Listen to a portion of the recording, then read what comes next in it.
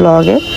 তো আজকের ব্লগটা হলো পাবনা থেকে আসার সময় আপনাদের সাথে কিছু কথা শেয়ার করি। অনেকে অনেক ধরনের কথা বলেন, আমিও আমার কিছু কথা শেয়ার করি। আমি পাবনা গেছি কিন্তু অল্প সময়ের জন্য, আর এত বেশি গরম আমার জানা ছিল না। আর বৃষ্টি তো আসতেই আছে, কিন্তু এত পরিমাণ মানে গরমের কারণে মানে বড় এবং কি বাচ্চা, আমি যতটুকু ঠিকঠাক থাকতে পারবো আমার বাচ্চা কিন্তু থাকতে পারবে না। তো ইকরা অনেক অসুস্থ হয়ে গেছে। তো আমরা হলো 2 দিন ধরে পাবনা থেকে আসার চেষ্টা করতেছি, ট্রেনের টিকিট কাটার চেষ্টা করতেছি। এই যাওয়ার পর থেকেই হইতেছিল না। আমরা সময় ভাবতেছিলাম যে আর একদিন পরে পারবো, হইতেছে না।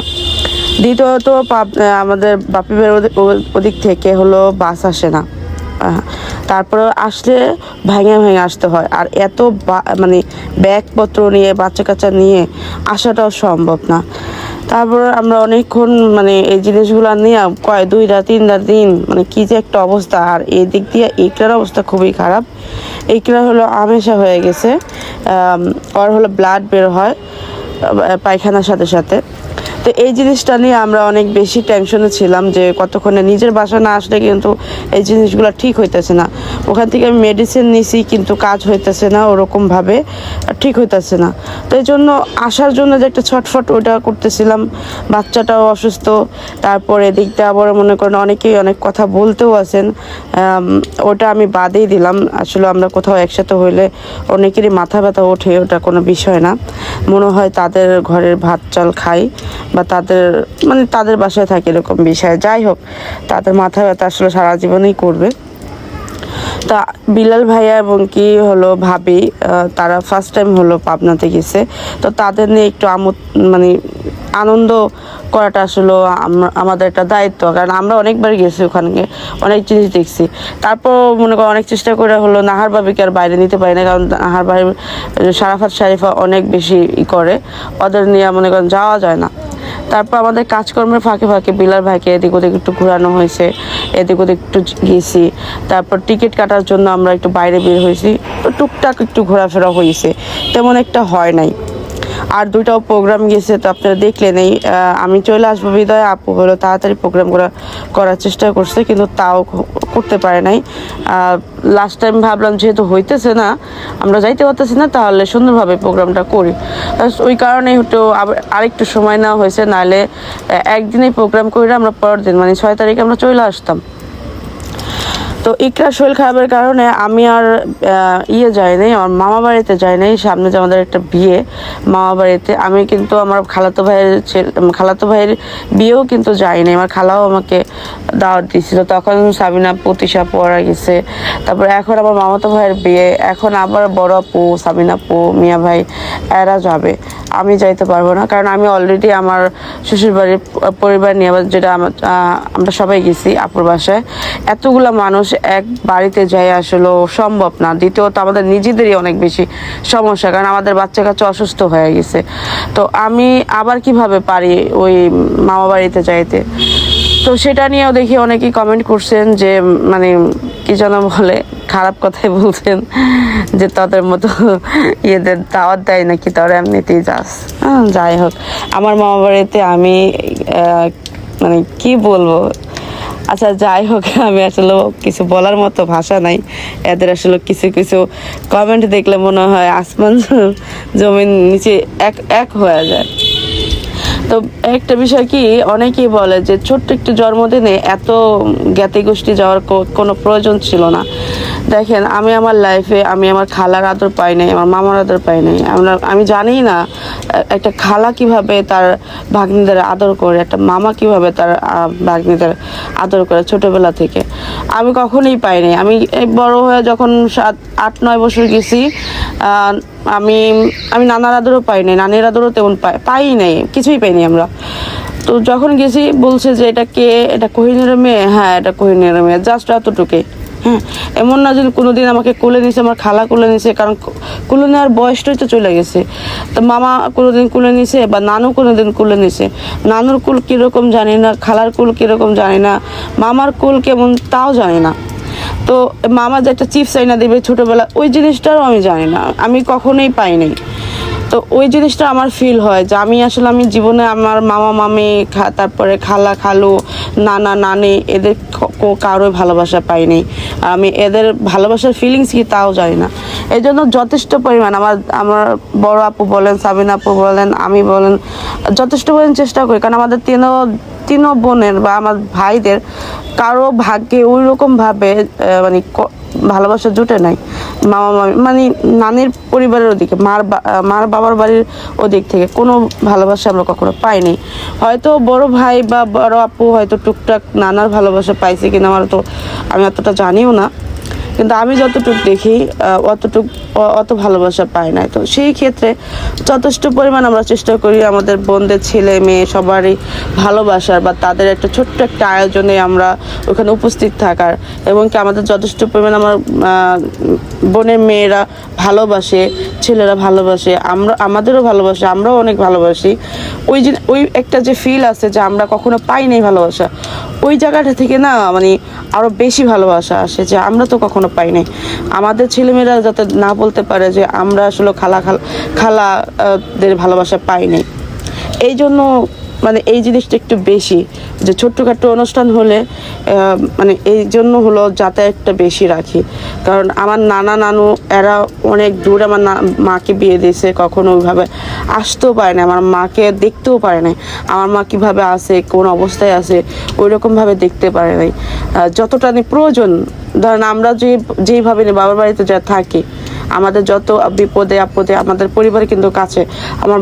আমার মা কিন্তু কখনো এইভাবে তার পরিবারকে পায় নাই। তো একটা মেয়ের জীবনে বাবার বাড়ি থাকাটা কতটা প্রয়োজন বিপদ আপদে, যেটা মানে এই দুনিয়াতে যারা আছে মেয়ে মানুষ তারা বুঝবে।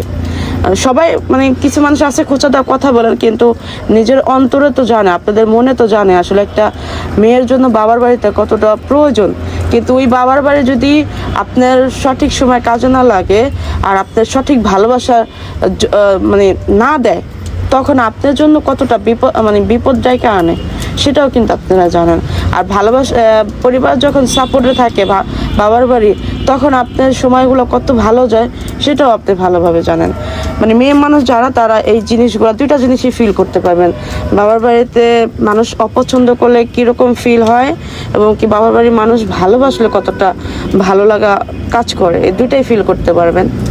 তো সেই জায়গা থেকে আসলে আমরা সবাই চেষ্টা করি। হয়তো আপনাদের ওইভাবে বলা হয় না, কিন্তু এই জিনিসগুলোর কারণেই শুরু থেকেই এই জিনিসটা হয়ে আসছে। কারণ আমরা পাই নাই ভালোবাসা, এই কারণেই চেষ্টা করি। তারপর অনেকেই দেখলাম মরুমকে নিয়ে আসলে আপনারা অনেক বেশি মাথা ঘামান। আমি বলতে পারি তানজিলা তো নিজের বিজনেস করে কাপড় চোপড়ে, তাও ও এত টাকা খরচ করে না। আমি যতটুকু দেখি আমার বোন যথেষ্ট পরিমাণ ওর জন্য খরচ করে ভালো ভালো পোশাক কিনা দেয়। বিষয় হলো মরিয়মের কিন্তু লম্বা চড়া হয়ে গেছে, মানে মোটা হয়ে গেছে, ম্যাচুরিটি একটা মেয়ে হয়ে গেছে, কিন্তু ও এখনো পর্যন্ত 8-9 বছরের বাচ্চারা যা করে না ও তাই করে। একটা পোশাক ঠিক মতন পরে না, একটা জামা কাপড় ও ঠিক মতন মনে করেন একদিন পরছে, পরের দিন যেটা পরবে ওটা কোন গোডাউনে ফালাই রাখছে ও নিজেও জানে না। আর যাদের কাঠের ঘর চিপায় চাপায় ফালাই রাখলে ইঁদুরে বাদুরে যে কী করে সেটা কিন্তু আপনারা জানেন। এই বিষয়গুলো নিয়ে আমি দেখলাম যে অনেক বেশি কমেন্ট করেন, যেটা মরুমের পেছনে যে পরিমাণ টাকা খরচ করে পোশাক আশাকে, আমাদের 2 বোনেরও খরচ করে, সাবিনাপুর আমারও মিললেও খরচ করি না, তানজিলা ইভেন করে না। আর এই যে পোশাকের যে দাম বলেন, ওরা পোশাক যদি আপনি লাখ টাকা দাও কিনা দেন, ও যেভাবে পরিধান করবে আর 600 টাকার ড্রেস ওইভাবে পরবে। তো ও একটু বড় হোক, আর একটু ম্যাচিউর হতে দেন, ও নিজের গোছগাছটা বুঝুক, তখন দেখবেন যে আসলে কিভাবে ও ক্যারি করতেছে। কিন্তু আমার বোন এই যে আপনারা এত বাজে কমেন্ট করেন না, এই জন্য না ও যথেষ্ট পরিমাণ না নিজে না পড়া না ওরা ভালো একটা পোশাক পরানোর চেষ্টা করে, কিন্তু ওটা দিন শেষে কি হয় জানেন, আপনারা বাজে কমেন্ট করেন। আমি দেখলাম যে একটা মানুষ বললেন না যে কি যেন কয় একটা পোশাক সুন্দর আছে পরছে বা এই পোশাকটা সুন্দর লাগছে, দেখেন আমি ওদিনকে একটা পোশাক দিছি 5,000 টাকার একটা পোশাক দিছি, ওই পোশাকটাও ক্যারি করছে কিভাবে জানেন, ওড়নাটা গলায় বাইধা রাখছে, তো ওই কারণে বাজে লাগতেছে। তো আপনারা কি বলতেছেন কি খ্যাত একটা ড্রেস পরছে, কি কেমন দেখা যায়, কেন এই ড্রেসটা কি দাম দেয় মানুষ কিনে না, এই প্রোডাক্টটা কি মার্কেটে আসে নাই বা আর কোনো মানুষ কিনে নাই পছন্দ করে, আমরা কি একলাই কিনছি যে আমার মেয়ের অপছন্দ দেওয়া যায়? মরিয়ম এত সুন্দর একটা বাচ্চা, যে কোনো ড্রেস পরলে ওর পরীর মতো লাগে। সেইখানে যদি মনে করেন একটু কাজ করা 3 পিস পরে সুন্দর তো লাগবেই। তো ও আসলে ওইভাবে ক্যারি করতে পারে না, সেইটা আপনারা বলতে পারেন যে এইভাবে না, এইভাবে ক্যারি করো, এইভাবে এটা এইভাবে পরলে, এইটা এই ড্রেসের সাথে পরলে সুন্দর লাগবে, এইগুলা বলতে পারেন। কিন্তু অল টাইম আমার বোনকে বলেন যে বস্তির মতো কাপড় চোপড় পরে রাখে, ভালো কাপড় চোপড় পরায় না, হ্যান না ত্যান না, শুধু এইগুলা করেন। কিন্তু এইগুলো তো কারণে না, আমি যতটুকু দিয়েছি আমার সাবিনা আপু প্রচুর পরিমাণ টাকা খরচ করে, কিন্তু কোনো কাজে আসে না। কারণ মরিয়ম এখনো পর্যন্ত যত্নশীল হতে পারে না, নিজের মাথার এইগুলা মনে করেন আরেকজনের করতে হয়, জটা ছাড়াই দিতে হয়, নিজের যত্নটা এখন পর্যন্ত বাচ্চাটা বোঝে না, এমনিতেই বড় হয়ে গেছে। তো বিষয়গুলো হলো এইগুলা, আপনারা শুধুই মনে করেন একজন মানুষকে কিভাবে কষ্ট দিয়ে কথা বলতে হয়, মনে হয় আপনারা চাকরি পেয়ে নিছেন, মানে চাকরি নিছেন ইউটিউবে, যে যারা ইউটিউবিং করে তাদের বাচ্চা কাচ্চা তারা কিভাবে হাঁটাচলা করে, কিভাবে কি করতেছে, এগুলা মানে লিস্ট করে কমেন্ট করার জন্য। যাই হোক, আপনাদের চাকরি আপনারা করেন, জাস্ট আমি আমার যে ভালোবাসার ভিউয়ার্সগুলো যারা ভুল বোঝেন, যারা অনেক বেশি মানে বোকাশোকা, যে একটা জিনিস দেখতে, যেমন আমি তরকারি রান্না করতেছি লবণটা আমি দেখাই নাই, সে কমেন্ট করে ফেলা যে আপু আপনি কিন্তু লবণ দেন নাই, সে কিন্তু ওইটা বুঝতেছে না ক্যামেরার বাইরেও একটা লাইফ আছে, সে ওইখানে লবণটা অলরেডি দিছে, এটা বুঝতেছে না। কিন্তু সে এতটা মানে বোকা, মানে ভালোবাসায় বোকা, যে বুঝেই না, যে সে কমেন্ট করে ফেলায়। তো এই টাইপের যে ভালোবাসার আমাদের ভিউয়ার্সরা আছে, জাস্ট আমি তাদের বোঝানোর জন্য। আর যারা চালাক, এই দুনিয়া ভাইজা খাইতে পারেন, আমাদের মতো 10টা ভাই আপনারা উল্টাই ফেলাইতে পারেন, তাদেরকে আমি কিচ্ছু বলতেছি না, আপনাদের সালাম, আপনারা আরও করতে থাকেন। পাবনা থেকে আমরা সবাই আসলাম, আসার পরে যে আমাদের অবস্থা খুবই খারাপ। আমি জাস্ট আপনাদের কাছে জানতে চাই, আমার ইকরার হলো আমেশা হয়েছে, তো ওর জন্য ঘরোয়াভাবে কোনো ট্রিটমেন্ট আছে কি না, ডক্টরের ওষুধ তো আছেই, পাশাপাশি আমি ওর জন্য কি করতে পারি বা কোন খাবারগুলো খাওয়াইতে পারি, যারা মারা আছেন তারা অনেক বেশি বোঝেন। আমি দেখবো, আমি সবসময় ইউটিউবে দেখি এটা কিছু হয়ে গেলে এই ক্রাব দেওয়ার, ওইগুলো আমি দেখি, চেক করি যে আসলে এটা কিভাবে শুরু হইলো বা কিভাবে শেষ হবে, বা ঘরোয়াভাবে কোনো কিছু আছে কিনা। তারপর আমি জানতে চাইলাম, কারণ আমি রেগুলার যেহেতু আপনাদের সাথে ভিডিও শেয়ার করি, এই প্রবলেমটা আমার বাচ্চার সাথে পাবনাতে যাওয়ার পর থেকেই হইতেছে, এই জন্য হলো আসার জন্য ছটফট করতেছিলাম যে কতক্ষণে আসবো। তারপরে আপনি আবার স্কুল খোলা, সব কিছু মিলে মনে করেন আবার আমি আমার পরিবারকে নিয়ে গেছি, ভাইয়ারা কখনো যায় নাই, তারা গেছে, তো সবাইকে নিয়ে এক জায়গায় বেশিক্ষণ থাকাও তো সম্ভব না, বাচ্চা কাচ্চার শরীর অসুস্থ হয়ে যেতেছিল। বাসায় আসছি 1টা দিকে, না এরকমই 1টার দিকে আসছি, সকালবেলা তো কোনো রকম খাইয়ে আসছি, তো এখন হলো আমাদের সবাই অনেক কিছু ভালো লাগছে। আর আমাদের এখানে তো রান্না করার মতো কেউ ছিল না, যে আইসি খাওয়া শুরু করবো। তো আসার পরে ঝটপট করে হলো ভাত বসিয়ে দিয়েছি, ঘর দোয়ার ঝাড়ঝুড় দিয়েছি, তারপর বাচ্চাদের গোসল করেছি, ইকরামাদের বাচ্চাদের তিনজনের গোসল হয়ে গেছে, আমি গোসল করছি। এখন ভাবি দেখতেছি যে বাবু সবজি আনছে, ওগুলো কাটতেছে, আর